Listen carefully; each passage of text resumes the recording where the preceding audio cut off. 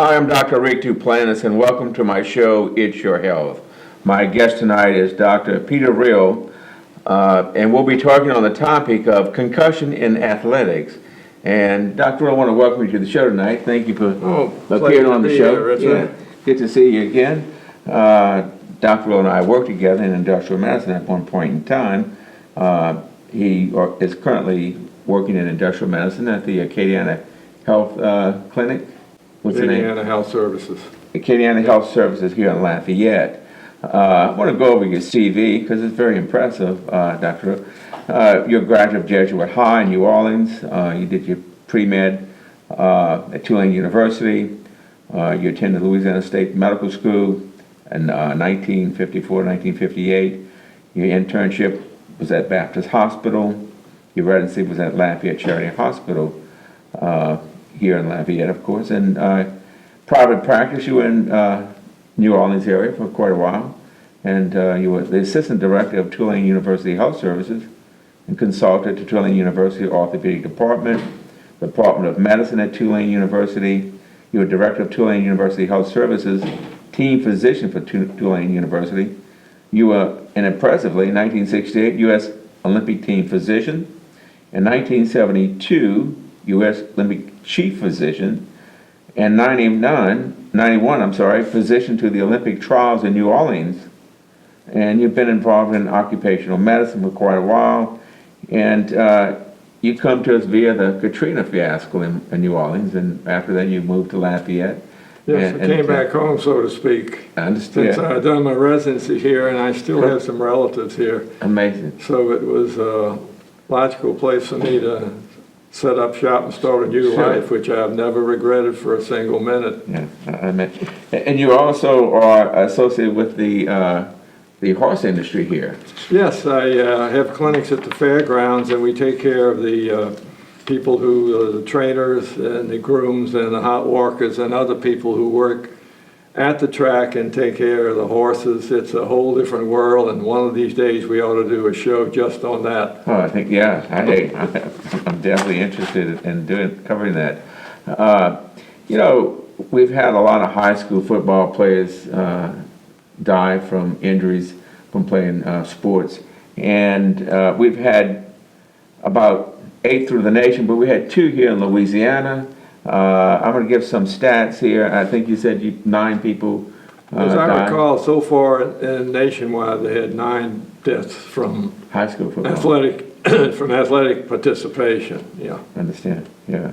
I've got some stats. There were 11 that died in 2014. 18 athletes across the United States died in 2013. And more than 100 kids have died from high school football-related injuries in the last decade. And it's, you know, quite a loss of life there. You know, give me your thoughts on that. Well, I go back to the extent where before they had certain rule changes, such as they did away with the crackback blocking, which produced 1 surgical knee every ball game I covered, high school and college for years. It's simply the elimination of that one rule which prohibited crackback blocking did tremendous amounts for the orthopedic injuries we used to see.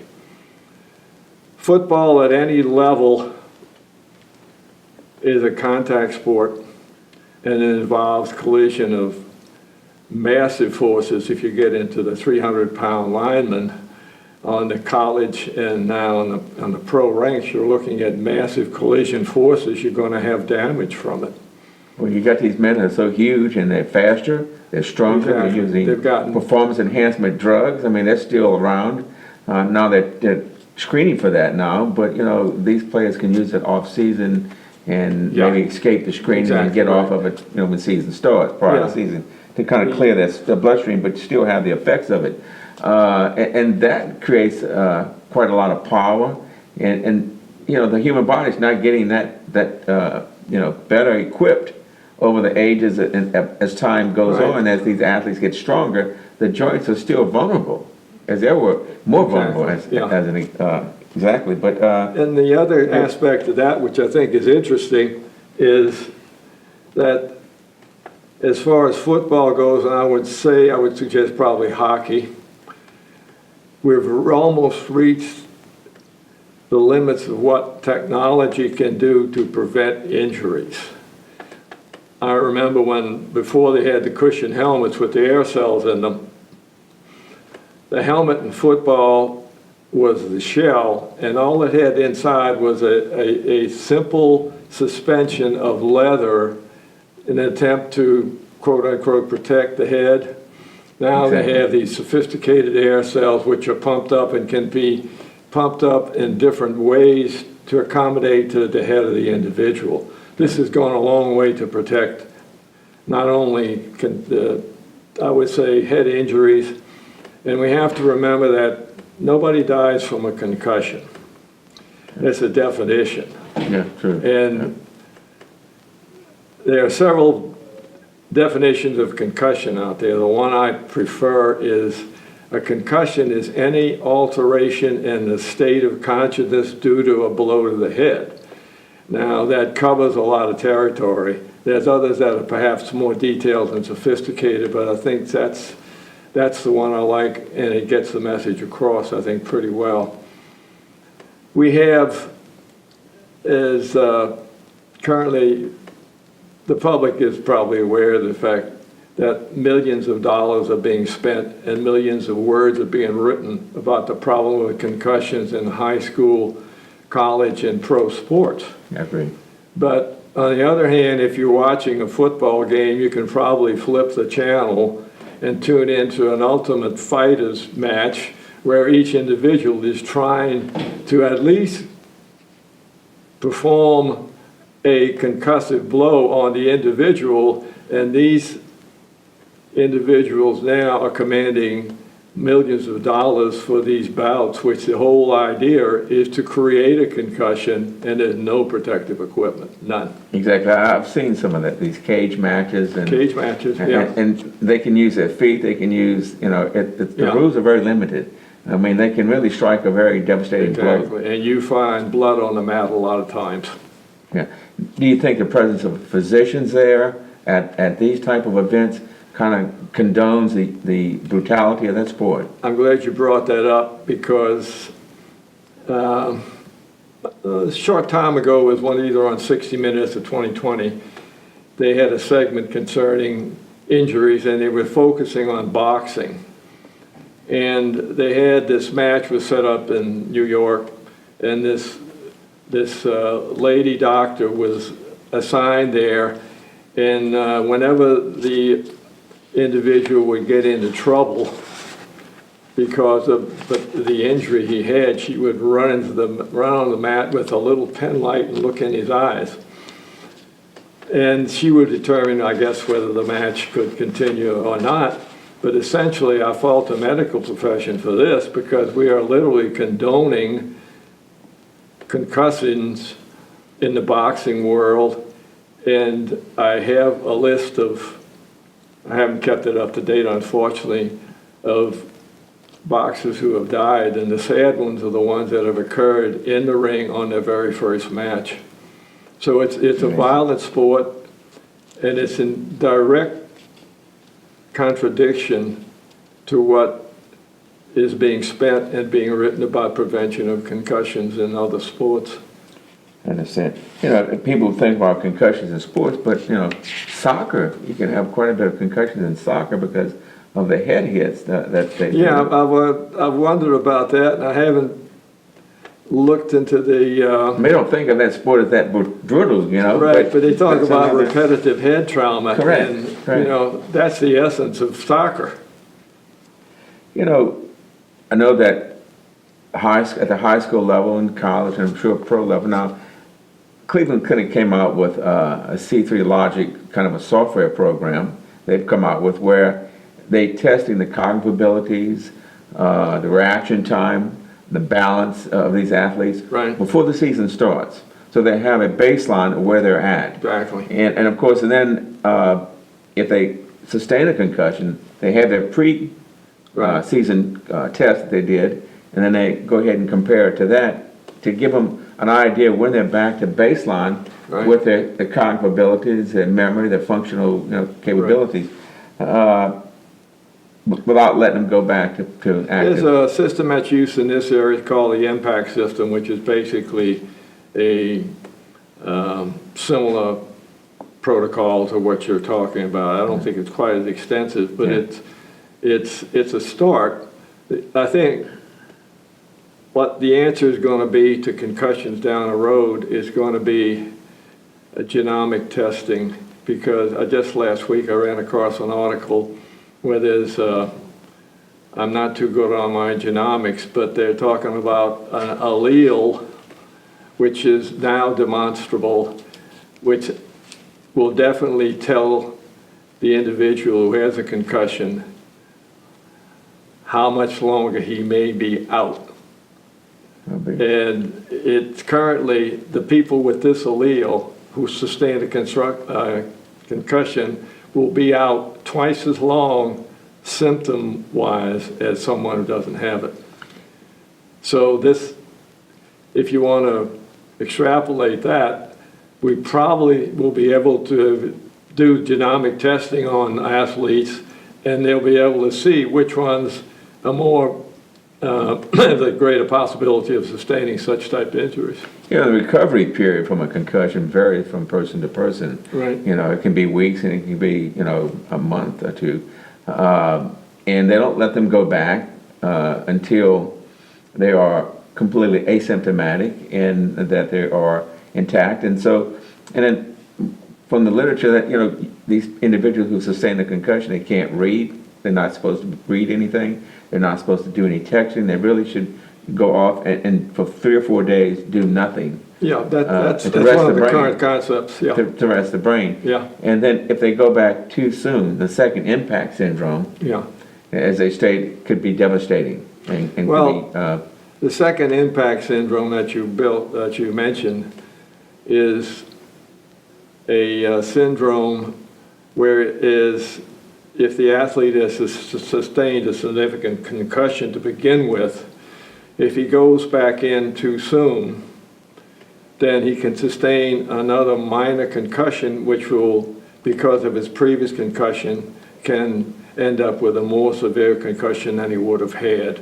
Once upon a time, the Princeton rule with concussions in college football, before we knew a lot about it, was 3 strikes and you're out. I heard that. You have 3 concussions And then you're done. your football career is finished. correct.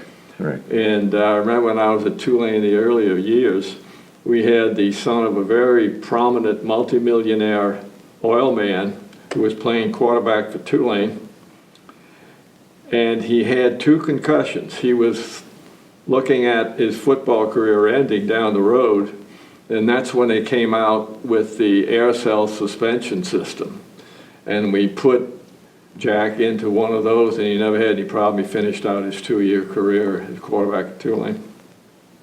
Yeah, I think, with the advances in technology and safety that they're taking, it has minimized the number of concussions, but they're still occurring. It's still a risk to the individual athlete, and their life as such puts them in danger. And the second impact concussion can be deadly. They can die from that, or suffer irreversible damage and have deficit dysfunction for the rest of their life from that concussion, that second impact concussion.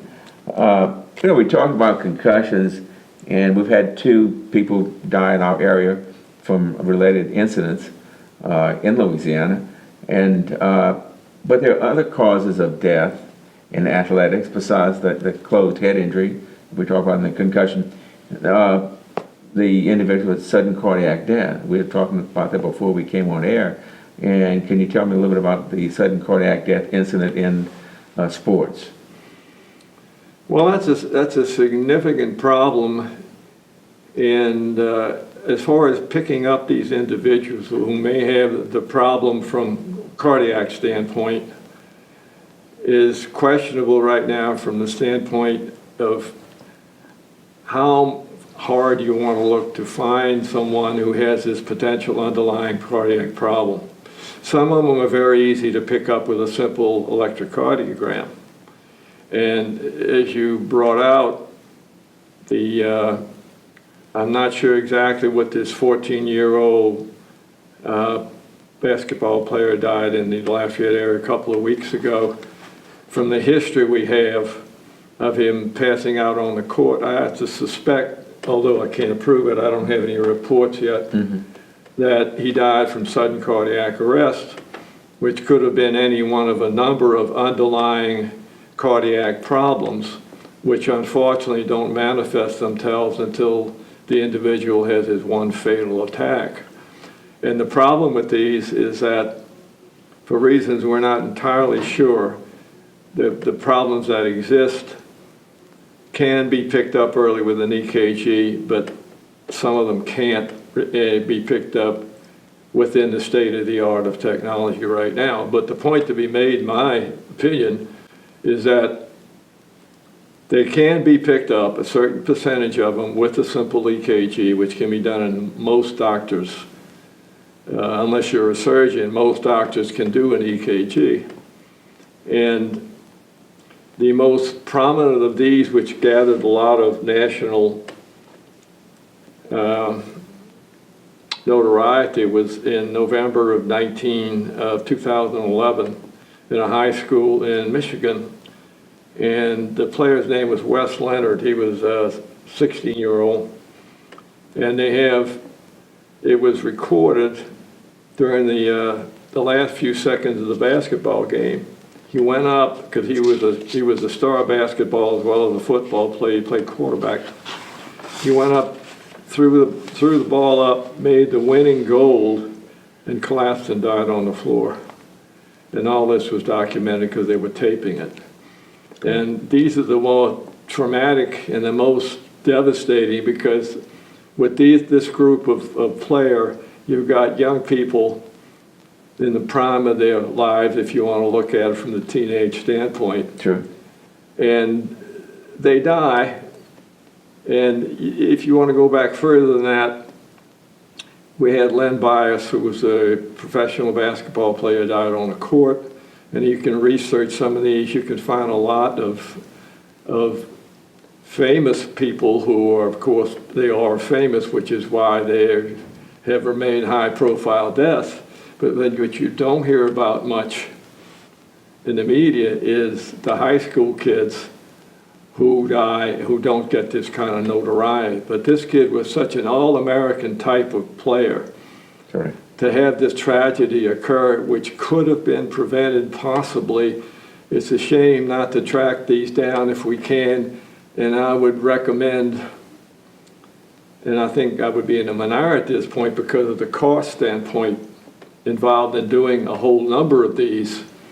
But I would certainly recommend any parent out there who's got a male or female child, although the females that die from this are in the great minority.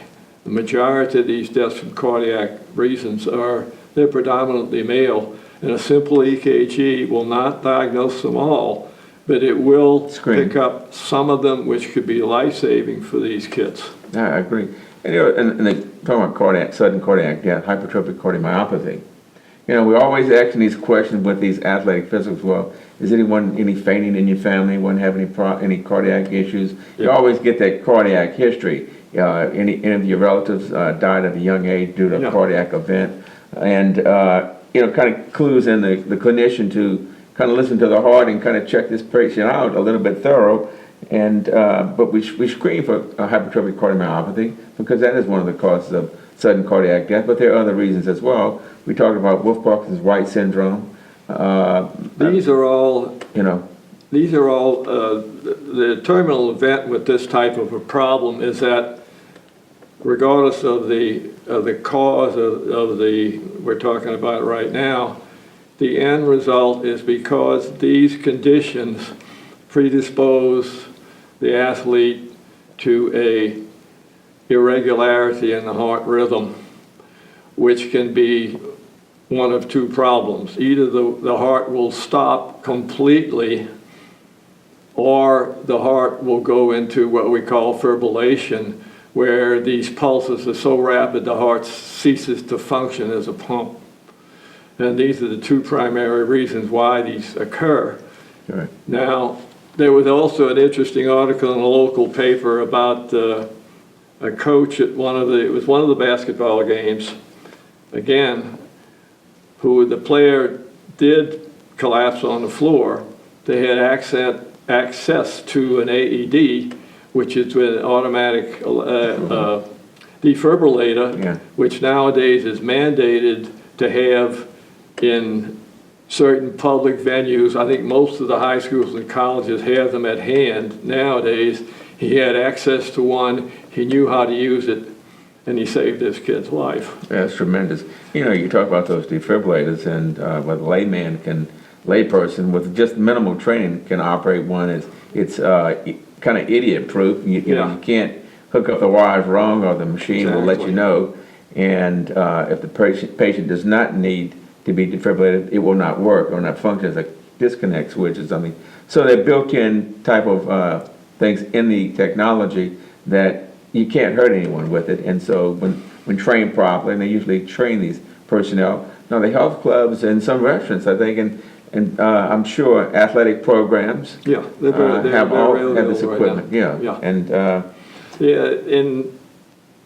In regard to that, I think it's important for the public may be interested in knowing that if you have complete heart stoppage for whatever reason, it's important for the public to realize that you only have 4 minutes in which to get it started again, because the brain will only tolerate 4 minutes without blood supply. Correct, yeah. And this is the time factor right now is the one that we face, not only in athletics with sudden cardiac death, but anyone out there who has a heart attack, regardless of the circumstances, in the mall or in the, particular venue where it could have been a theater. Correct. You have to get something done either with CPR or an AED if you have the defibrillator, but you've got to do it within 4 minutes. And that's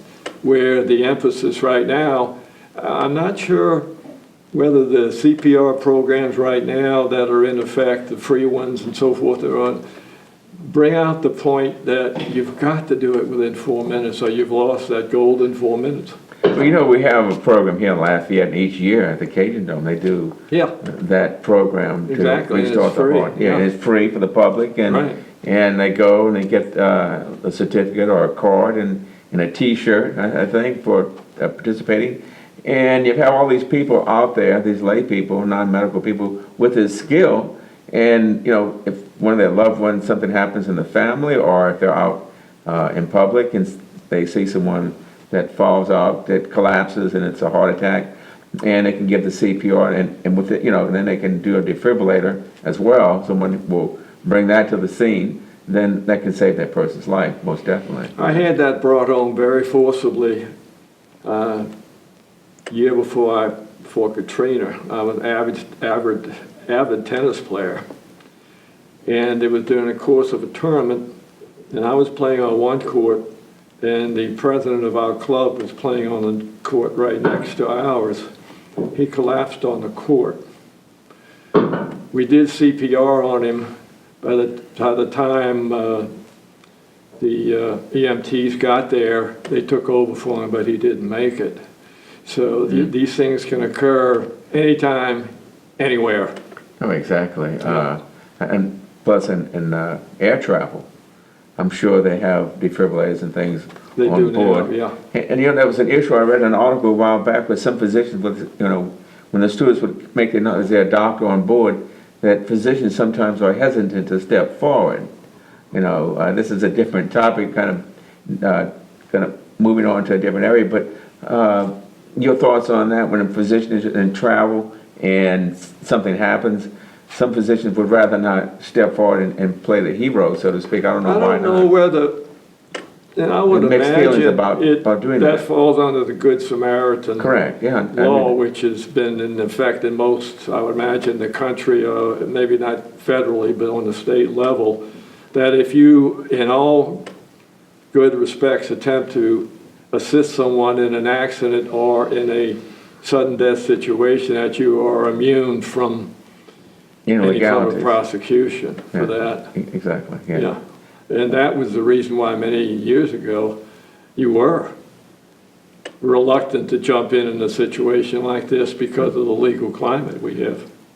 Let me ask you this question too, regarding that, you know, when someone has that type of emergency, you go to their assistance, or if you don't, let's say that you pass an accident and you don't stop. You know, physicians, you know, are, you know, busy and they're traveling and they see an accident, they may have their family with them.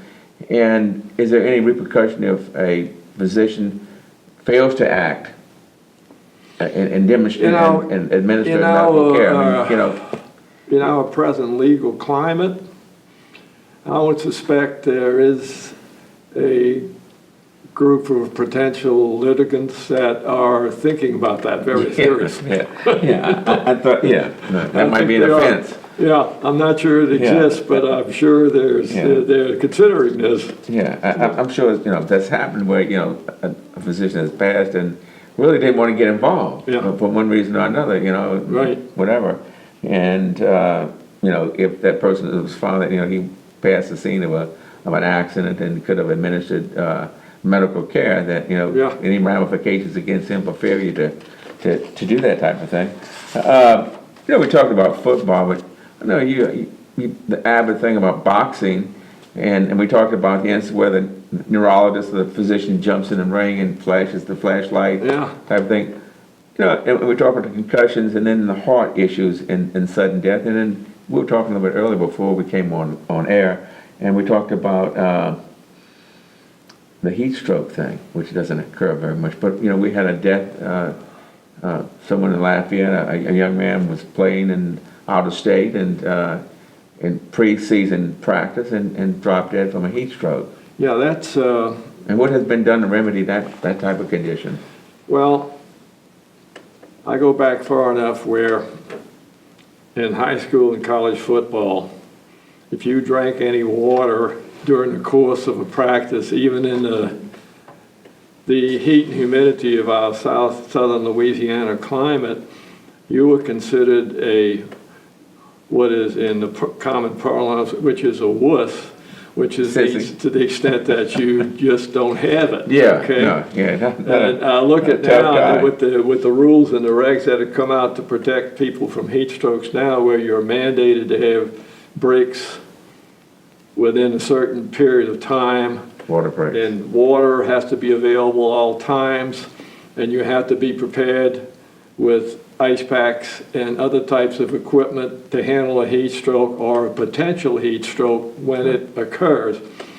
Now, the big question out there, if you're talking about heat injuries, is there seems to be a continuum. When you have simple heat cramps, then you have heat exhaustion, and does this present with a complete heat stroke? If you have and you're in the middle of a heat stroke, 50% of these people are going to die. So the thrust here is to prevent them from occurring. Okay. I remember in high school playing football, and they handed out salt tablets. Yeah. You know, as a prevention. You know. They are still available. They don't make them mandatory anymore. They encourage to take them, and they will do in the training rounds. They leave a big bottle of them out, and they're encouraged to take a couple of them. But this is simply to replace low sodium. Yeah, low sodium, but that's an electrolyte problem, and you probably have to replace some of the potassium as well. Yeah, no, I agree. And you know, back home there was a jogger, and he was jogging and he passed out. And had seen his cardiologist a couple of days before and checked out to be fine, but his potassium level was low. And as a result of the heat and the stress of jogging, and I guess maybe he might have lost, you know, at low potassium, as a result, maybe perspiration, excessive perspiration, electrolyte disturbance, he passed out cardiac arrest and died, and it was, Well, if you get in trouble with your potassium, that's when you arrhythmia. develop these arrhythmias Yeah, that true. proceed to all of the things we just got through talking about Yeah. as far as the reason. Yeah, I agree with you. Yeah. I want to thank you for coming on the show today. I thought you did an excellent job of bringing out the incidence of death and giving us a little information on, things that can be done to prevent death in athletic events and sporting events, especially the young kids, high school, Yeah. and the vulnerability of these kids. People Yes. think that kids are more resilient than adults, and it's not true. But the brain is more susceptible to damage because it's in a developing stage. And these adolescents that get involved in head injuries can have some serious ramifications, Right. and it disrupts the development of the brain in their early years. So it's more of a serious problem. I want to thank you. I'd like to have you come back on the show in the future. Yeah, I'd love to, and I want to put in my plug for parents out there to Go ahead. please consider getting your athlete's son or daughter, please get them an EKG before they participate. I think it's good, very good advice, doctor. And a family physician can do that. And, Absolutely, yeah. Yeah, can carry that out, and a local doctor can do that. Maybe our next topic could be anabolic steroids in athletic competition. It's something that's a Oh, yeah. hotbed of an That's issue. another one, yeah. Yeah, and something I want to call on your expertise as the Olympic team physician. Yeah, I was, when I was involved in this, it was probably over a 6 to 8 year period, well, a little longer if you can consider 1991. That was in the early stages of, which has now become common with the different sophisticated types of testing for steroids. The interesting thing about steroids, which of course is a different topic as you mentioned, Correct. was that the whole idea of drug testing was not because of enhanced performance. It was to keep cyclists from killing themselves by taking the amphetamine derivatives. How big? And they did not know they had exceeded their body's capacity because the amphetamines completely blocked the usual physiologic responses that let you know you're in trouble, and that's how they died. Okay. So that's the way it originally started. But Okay. then it got into more sophisticated testing with that, and we have these spectrometry systems now, which can Yeah. do a whole lot more sophisticated testing.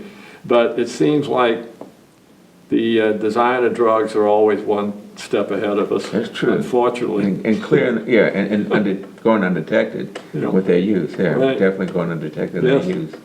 Well, that's a topic. Well, hey, we'll have you back on. We'll talk Yeah. about I anabolic enjoyed steroid it. abuse Yeah. by Appreciate it. athletes. Thank you Thank very you. much, Dr. Rhiel. Right. It's Dr. Peter Rhiel. He's with the Acadiana Health Services here in Lafayette. Or did I say that right? Yeah, you got it. AHS. AHS, okay, and I'm Dr. Rick Duplantis. I want to thank you for tuning in to our show tonight.